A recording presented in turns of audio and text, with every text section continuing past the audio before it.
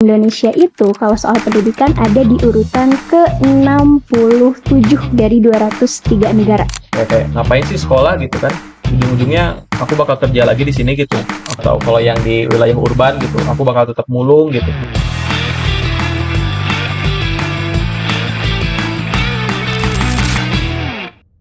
Oke, balik lagi bareng aku, Z. Kalau tadi teman-teman semua ketemu sama Teh Alia, bahas soal kesehatan. Sekarang sama aku di podcast UKM PKUT Bandung bareng anak UKSK ini kita bakal bahas soal pendidikan. Masih sama Kang Salman, RK Gunawan. Iya, Nak.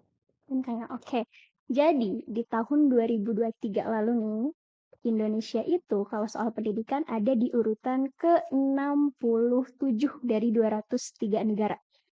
Ternyata dibandingin sama tahun sebelumnya, tahun 2022, nggak ada peningkatan sama sekali. Dalam artian peringkatnya masih sama. Oke.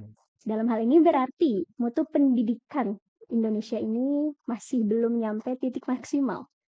Kira-kira nih menurut Akang semua, apa sih yang menyebabkan hal tersebut? Masuk ya? Boleh. Tentu masalah pendidikan itu kalau dalam konteks sekolah gitu ya, pengajaran yang pertama itu tentu tenaga tenaga pendidiknya terlebih dahulu. Nah, bagaimana kualitas dia, mungkin itu yang pasti berpengaruh terhadap kualitas pendidikan Indonesia, kualitas pengajarnya terlebih dahulu. Setelah kualitas pengajarnya, kita lihat faktor lainnya yaitu dari yang diajarkannya atau kurikulumnya. Kurikulumnya betul atau tidak gitu. Kalau misalkan kurikulumnya memang tidak membawa ke arah yang lebih maju, ya tentu kan tidak akan maju juga. Nah, setelah kurikulumnya ya kesejahteraan pendidik gitu. Kesejahteraan pendidiknya bagaimana? Apakah kalau misalkan dia mungkin dia bagus dan mungkin dia berkualitas, pengajarannya, kurikulumnya sudah oke, tapi dia tidak dibayar dengan layak. Itu kan pasti berpengaruh juga terhadap seperti yang kita tahu lah, ada guru yang sambil nyambi juga pekerjaan lain itu kan membuat dia tidak fokus juga gitu. Nah, setelah hal itu tentu akses terhadap pendidikan itu sendiri. Nah, bagaimana kita atau masyarakat Indonesia dapat mengakses terhadap pendidikan? Kalau misalkan gurunya udah berkualitas dan dan bisa mandiri gitu dan juga kurikulumnya sudah baik, tapi orang-orang tidak mengakses ke situ. Biayanya pendidikan mahal, ya percuma juga gitu akhirnya. Nah, itu mungkin Oke, faktornya. jadi tadi Kang RK ya Ya, menjabarkan kalau nih mutu pendidikan Indonesia ini bisa dibilang rendah karena memang kualitas gurunya dulu nih ya ya. Kang. Guru kan salah satu komponen utama untuk penggerak pendidikan ya. Nah, kualitas guru Indonesia memang menurut Akang ini seperti apa? Nah, untuk kualitas pendidik sendiri itu bisa kita lihat gitu mungkin ya di beberapa sekolah yang ada gitu. Dia tuh mungkin tidak bisa apa pengajarannya tuh tidak tidak maksimal terhadap murid gitu. Yang membuat yang membuat pendidikan tuh tentunya bakal berpengaruh gitu terhadap ya bakal berpengaruh terhadap pendidiknya gitu. Terhadap murid-muridnya yang diajarkan. Makanya kualitas pengajar itu tentu harus ditingkatkan. Hmm. Nah, faktanya nih ya, di Indonesia masih banyak tenaga pendidik yang belum memenuhi standar minimal lah Ya, dibilangnya. Ada yang masih belum menempuh sarjana atau mungkin pendidikan profesi guru dan hal-hal sebagainya. Ke kualitas guru ini pasti nentuin efektivitas dari pengajaran yang terjadi di sekolah. Ini akan kan dari UPI nih. ya. Ya. Semuanya ambil jurusan pendidikan. Saya saja yang enggak. Oh, ini Ya. Kang RK non pendidikan. Dari Akang yang ambil jurusan pendidikan, ada minat untuk menjadi guru atau enggak? Aku pribadi sih kalau ngelihat kondisi keadaan guru yang real gitu ya sekarang eh, untuk dalam waktu ke depan mungkin ya aku nggak akan ngambil jadi guru dulu ya itu paling soalnya emang yang pertama soal upah itu jelas ya itu kita bisa lihat di mana-mana guru kan nggak tiba-tiba honorer ya terutama dengan sekarang guru nggak tiba-tiba PNS terutama dengan sekarang apa namanya birokrasinya emang agak panjang gitu ya untuk sampai ke sana gitu. kita harus sertifikasi dulu, Betul. PPG, kemudian kita ngambil P3K, dan itu pun sebenarnya mungkin salah satu jawaban negara ya untuk menahan sementara gitu jumlah lulusan guru gitu ya, yang memang cukup banyak gitu. Di tengah angka angka yang menjadi guru yang menjadi PNS pun cukup banyak gitu. Jadi emang agak ditahan di P3K gitu. Jadi emang aku secara pribadi belum siap mungkin jadi guru. Mungkin kalau Yana? Kalau dari aku ya, nambahin dari Salman, kemarin ya sempat ada pengalaman ngajar juga di SMA 1 Soreang gitu. Tetapi sebelum ke situ kan em, kita bisa mengingat bom Hiroshima Nagasaki ketika Kaisar Hiroto ya Man ya, Ya, betul? Dari Jepang kan itu bahasa Jepang, Kaisar Hiroto ya, gitu kan. 100. Ya beliau menanyakan gitu, tidak menanyakan apa ya masyarakat sipil atau tentaranya, tapi dia menanyakan ada berapa guru yang tersisa pada saat itu. Berarti dia respect banget tuh sama guru. Nah, kita juga harus lihat ya pada kondisi saat ini gitu, betapa aku pun ironi gitu, bahwasanya guru di Indonesia itu apa ya, dipandang mungkin ya oleh pemerintah ya sesuatu profesi yang memang tidak terlalu dibutuhkan gitu, dalam tanda kutip, oke. Tetapi kan ketika bangsa ini sudah memperhatikan pendidikannya, oke, pendidikannya, itu berarti bangsa itu akan fokus ketika sudah pendidikannya maju, nah akan fokus ke sektor-sektor lain seperti itu yang tadi moderator sebelumnya yang stunting itu kan. Nah, kualitas guru, bagaimana sih meningkatkan kualitas guru gitu? Kalau aku pribadi ya, belajar dari guru-guruku yang terdahulu gitu, bahwasanya oh beliau mengajarnya seperti ini, dia karakter dulu, baru materi. Ada yang materi dulu, baru karakter gitu kan, seperti itu. Oke, mereka punya referensi masing-masing mengajarnya gitu. Ada yang memang persuasif, ada yang memang preventif gitu ya dalam mengajar seperti itu langsung togmo lah gitu disebutnya tuh gitu. Ada guru yang memang mengajar secara apa ya, to the point, ada gitu kan, tak tak tak secara poin. Ada guru yang memang dari A dulu ngejelasin sampai Z secara holistik atau komprehensif gitu. Kalau saya pribadi, saya apa ya, mengkalkulasikan itu menjadi satu gitu. Bahwasanya guru itu apa ya, disebutnya kan digugu dan ditiru gitu. Punya tanggung jawab moral, punya tanggung jawab hak secara intelektual, punya tanggung jawab hak secara em, karakteristik murid gitu.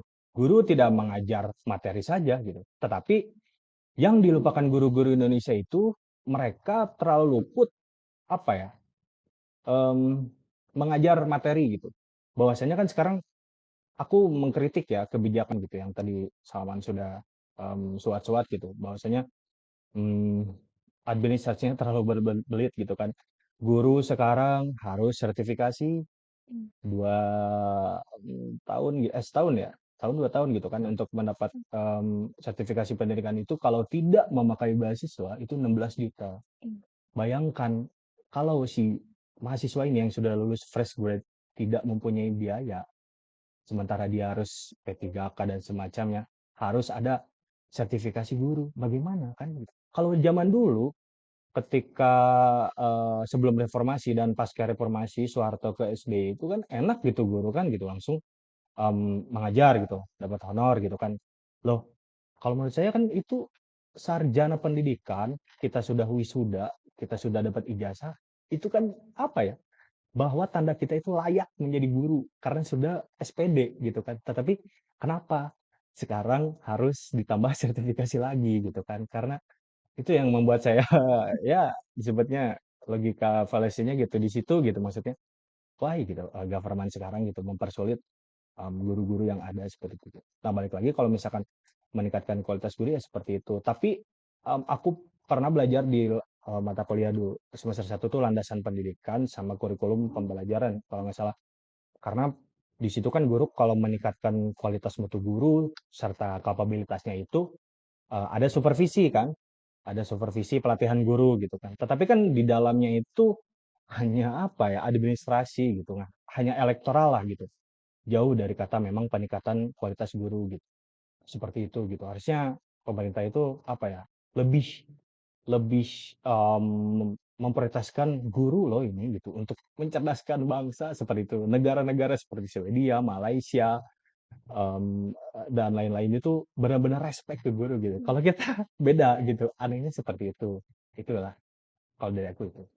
Jadi Kang Yana masih belum ada minat untuk menjadi guru juga. Oh, kalau aku sangat-sangat mau, Oh, sangat sangat-sangat mau. mau. Karena apa ya, ya guru itu kan apa ya, ladang ibadah juga gitu kan, kita mencerdaskan murid-murid, mencetak murid untuk menjadi penerus bangsa yang memang berkualitas secara moral, secara intelektual, dan secara prinsipnya seperti itu. Kalau aku itu sih mau Oke. banget. Kalau berdasarkan jawaban dari Kang Salman tadi nih, mungkin mewakili banyak generasi muda juga termasuk aku. Emang masih mikir 2 kali kalau mau jadi guru karena dilihat dari segi upah dibandingkan sama kebutuhan zaman sekarang kayaknya, Ya, aduh jauh banget ya gitu. Mendingan kerja yang lain gak sih? Tapi hal itu bikin pemerataan tenaga pendidik di Indonesia juga jadi kurang. ya. Ya. Nah, yang bagus tuh tadi cuma di kota-kota besar, sama Hmm. kayak permasalahan kesehatan yang sebelumnya sempat disinggung. Sedangkan di wilayah pedesaan, kualitas guru, kuantitas guru masih sering jadi permasalahan. Nah, kira-kira nih, program apa sih yang mungkin bisa membantu sistem pemerintah untuk pemerataan pendidikan ini? Mungkin dari aku ya, balik lagi sama jawabannya sebenarnya kayak pertanyaan tadi di kesehatan gitu.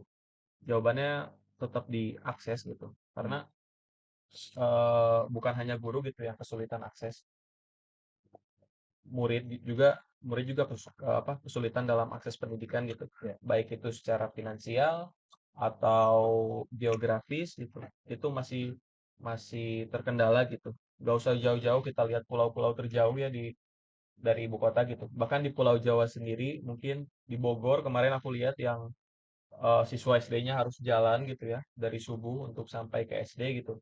Kan itu menunjukkan bahwa masih ada ketimpangan gitu ya dalam pendidikan di kita gitu. Mungkin apa namanya yang perlu difokuskan oleh negara gitu khususnya yaitu pemerataan pendidikan lewat entah itu kesejahteraan guru, terus akses terhadap sekolah dan lain-lain gitu. Itu yang selama ini emang kesulitan dan itu juga mungkin menjadi indikator gitu ya, rendahnya mutu pendidikan di Indonesia karena yang tadi itu apa namanya? Akses untuk pendidikan juga sulit gitu. Gak usah jauh-jauh ngomongin pendidikan gitu. Ketika perut kita lapar gitu mungkin ya, eh, kita mungkin nggak akan terlalu jauh gitu mikirnya kayak ngapain sih sekolah gitu kan ujung-ujungnya aku bakal kerja lagi di sini gitu aku bakal tetap metikin daun teh gitu atau jadi nerusin bapak jadi petani atau kalau yang di wilayah urban gitu aku bakal tetap mulung gitu ngapain sih sekolah tinggi-tinggi gitu ya karena itu gitu sebenarnya apa namanya akses terhadap itu tuh mereka terbatas gitu secara finansial dan geografis gitu itu juga aku. Oke, jadi yang paling utama aksesnya dulu ya Kang. Dan perhatian pemerintah terhadap akses tersebut Ya. bagaimana. Oke, terus selain itu nih, kalau bahas pendidikan kayak kita nggak habis-habis ya. Dari sekian banyak permasalahan yang tadi udah kita bahas nih mengenai mutu pendidikan, baik dari tenaga pengajarnya, kesejahteraannya, terus mindset masyarakatnya juga, kurikulum mempengaruhi nggak sih mengenai kualitas gurunya itu sendiri? Mempengaruhi sih kalau kita lihat sekarang gitu ya di kurikulum sekarang gitu. Aku juga ternyata baru dengar ya kenapa anak-anak sekolah sekarang tuh kalau kita lihat di sosial media gitu ya bisa dikatakan buta sejarah gitu ya. Ternyata aku kemarin lihat ternyata mata pelajaran sejarah itu dilebur jadi PS gitu. Jadi eh, apa siswa-siswi ini nggak tahu gitu sama sejarah negaranya sendiri gitu. Itu sih yang aku sayangkan. Kemudian eh, kalau kita bicara ekonomi gitu ya, untuk kurikulum sekarang tuh emang kita benar-benar diproyeksikan untuk apa namanya jadi tenaga kerja gitu, bukan pure sebagai akademisi gitu, Hmm. tapi jadi tenaga kerja gitu. Itu mungkin kita bisa lihat sendiri gitu dari kurikulumnya gitu. Mau dari SD, SMP, SMA, bahkan yang paling jelas sih di perkuliahan gitu ya. Kita secara gamblang gitu ya. Ini gue latih lu sebagai pekerja gitu. Untuk kedepannya terjun ke pasar tenaga kerja gitu. Gitu sih. Itu sayangnya gitu. Yang idealnya gitu. Pendidikan tuh kan idealnya tuh eh, menjawab masalahnya masyarakat gitu. Iya. Bukan menjawab masalahnya pasar gitu. Sebenarnya itu yang disayangkan sih dari aku. Oke, ada yang lain? Kalau dari aku sendiri sepakat dengan Saman, bahwasanya kan kalau misalkan pendidikan itu gratis dan bisa diakses ya dari masyarakat kelas atas sampai proletar bawah, itu kan merata gitu. Jadi mereka merasakan pendidikan yang sangat layak seperti itu yang tadi suat oleh Salman, disinggung oleh Salman di Bogor gitu kan. Itu di mana man? Di Lewiliang, di kabupaten. Kabupaten. Kabupaten. Berarti Lewiliang, Jasinga dan sekitarnya. Nah, seperti itu.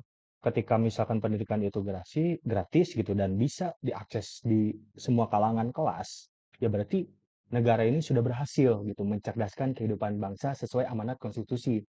Nah, seperti itu.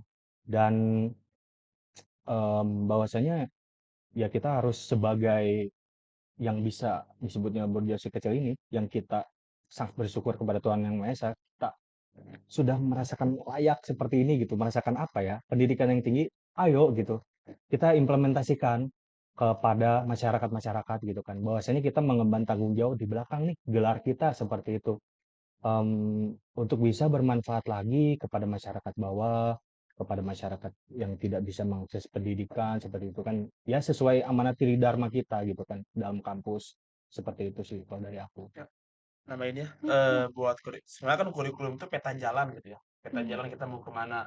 Nah itu kalau misalkan memang peta jalan kita tadi kata-kata Salman kan bilang mau hanya dilatih untuk jadi tenaga kerja, ya mungkin berhasil gitu pemerintah tuh. Hmm. Makanya itu mungkin mutu pendidikan yang dimaksud tadi di internasional itu kan bukan itu. Makanya standarnya berbeda dengan kita. Kalau kita memang nggak ke situ aja arahnya gitu kurikulum kita. Makanya pasti di dalam peringkat pasti jauh gitu Ya. tentunya. Kalau misalkan kita kurikulum kita mengarah kepada bisa menjawab persoalan masyarakat ya pasti meningkat juga gitu kan. Yang indeks tadi yang disebutkan sama kata penerapan gitu. Oke, berarti dalam masalah mutu pendidikan ini tadi akses, terus kuantitas, kualitas, kurikulum, dan juga kesejahteraan guru Ya, harus menjadi perhatian kita ya. Ya. Nah, sebagai mahasiswa nih, apa sih kira-kira yang pengen diterapkan gitu ke masyarakat soal pendidikan supaya setidaknya mindset mereka soal pendidikan ini ada berubahnya gitu. Karena kan masih ada masyarakat yang menganggap pendidikan ini bukan suatu hal yang penting. Oke. Kayak gitu. mungkin dari aku mah peran mahasiswa ini nggak terlalu banyak sebenarnya gitu ya. Karena yang membentuk kesadaran masyarakat bisa demikian itu lingkungannya gitu. Jadi percuma kita nyeramahin mereka berbusa-busa gitu ya. Kalau lingkungan mereka tidak mendukung untuk dapat akses pendidikan ya percuma gitu. Ya, tapi ya itu memang pendidikan tuh penting gitu ya. Kalau secara normatif mah bisa jadi batu loncatannya gitu ya di keluarga dia gitu ya. Kayak siapa tahu bisa menaikkan taraf ekonomi keluarganya lewat pendidikan gitu. Who knows itu mas sebenarnya. Tapi emang kita perlu ingatkan lagi gitu pendidikan itu memang penting gitu. Itu sih. Pendidikan itu penting. Oke, ada tambahan mungkin? Ya aku sepakat yang sama katakan gitu. Aku yang singgung tadi ya dari kurikulum gitu, bahwasanya memang ketika ada 3 gitu misalkan cara menghancurkan suatu bangsa. 1, hilangkan karakternya. 2, hapuskan sejarahnya. 3, apa itu 3 satu lagi ya? Aku lupa gitu satu lagi. Yang 2 tadi kan itu, hancurkan karakternya. 2, hancurkan karakternya. Oh 3, hancurkan budayanya. Aku sendiri dari pendidikan bahasa Sunda. Nah sekarang regulasi tentang pendidikan bahasa Sunda atau guru bahasa Sunda itu tidak bisa masuk apa ya? Hanya P3K aja. Kalau masuk PNS itu seni budaya. Berarti kalau tidak ada, ya berarti dihapus saja kalau di bahasa Sunda seperti itu. Karena tidak dibutuhkan. Nah, betapa pentingnya kita mengetahui sejarah leluhur kita, sejarah budaya kita. Kalau anak-anak dan generasi muda sekarang menghormati sejarah dan menghormati budayanya, itu akan maju menurutku seperti itu. Dikorelasikan dengan pendidikan yang tadi gratis dan bisa diakses. Nah, seperti itu kalau dariku gitu. Ini ya dari saya tuh sebelum kita lanjut tentunya lanjut pembahasan terkait tadi pendidikan tuh apa mindsetnya gitu. Mindset tentang pendidikan biar bisa mengubah mahasiswa gitu. Nah, sebenarnya kita harus pahami dulu pendidikan itu kan sebenarnya bebas nilai gitu. Maksudnya dia tidak bisa aja kan kita mendidik orang untuk menjadi terbelakang itu bisa. Pendidikan itu suatu proses cara mengubah tata laku. Mau dia kalau misalkan kita mau mendidik dia sebagai penjahat bisa jadi penjahat gitu. Jadi dari situ dulu. Ya kalau misalkan dari saya pribadi gitu ya atau mungkin dari UKSK juga pendidikan itu harus dibawa ke arah agar bisa menjawab persoalan masyarakat ya. Itu fungsi pendidikan. Kan ada yel-yelnya kan? Gimana man? Apa tuh? Sekolahnya harus Boleh. gratis, kuliahnya harus murah, sekolah harus gratis, kuliah harus murah, UKT-nya dihapuskan. Amin. Tapi benar ya, permasalahan pembiayaan sekolah ini memang kayaknya jadi fokus utama juga soal Ya, kemajuan betul. pendidikan, dan ini bakal dibahas di segmen selanjutnya sama host kita yang selanjutnya. Mungkin sebelum penutupan ada kritik dan saran untuk pendidikan Indonesia? Boleh disampaikan. Mungkin Dari Salman dulu mungkin. pendek ya.